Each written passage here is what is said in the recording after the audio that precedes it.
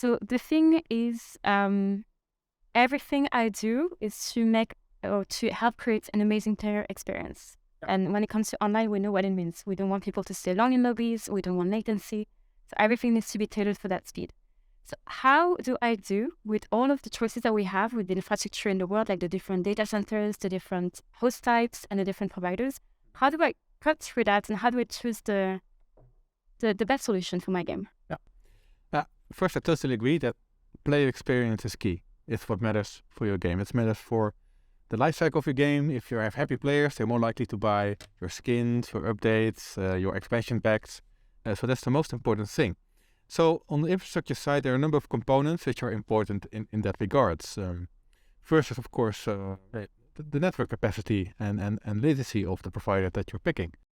Of course, you have a region profile of where your players are going to come from. So you want to make sure that the locations where your provider is providing services to you are actually well-connected locations. So the first things I would do when I'm getting a test server is make sure that I test in every those locations the connectivity and the latency towards the largest end-user ISPs in those regions. Or maybe the provider already has that data available for me. So that varies, of course, because as you mentioned, there's many different choices out there. The amount of point of presence is, of course, important. Like if you have a game which maybe expects a total amount of players of 1,000, then you're not going to have a lot of regions because people wouldn't be able to matchmake with each other. So you might have a Europe region, America region, the Asia region, for example. But if you have a game which expects 10,000, 100,000, or even more concurrent players, then 3 points of presence is not going to cut it. That's more probably you will need like 30 or more different locations to be able to provide an optimal experience for all your players. It also depends on the type of game that you're making. Okay. Because some games, usually the first-person shooters, really depend on having that low latency for the optimal network performance. But if a game is more co-op mode, cooperative without low latency, real-time statistics involved or esports involved, then lower latency is not a hard requirement. It's still nice, but it's not a hard requirement. So you can do with a little bit less point of presence. Or maybe you're making a game which has cloud streaming elements. And then, of course, you'll want to be within 30 milliseconds or less towards all of your players worldwide.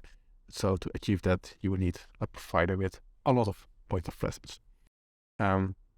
So there's also this thing, of course, about the hardware itself. Yeah. Or maybe that's also an argument against matching many different providers together, because you might end up with many different kinds of hardware. Means that you have to individually test all these hardware with your game server and redo the optimization on each of them.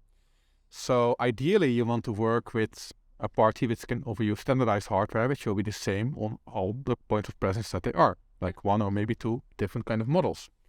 Because in the end, that's going to save you a lot of work with optimization, debugging, and also the load testing. Yeah. And then the small things like, let's say you have your game builds, and let's say you have a couple of thousand services with one of these providers. How are you going to distribute them to these servers? And also, how are you going to distribute these towards your players?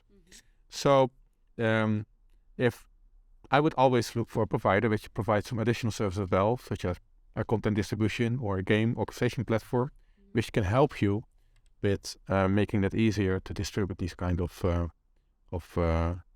patches and binaries.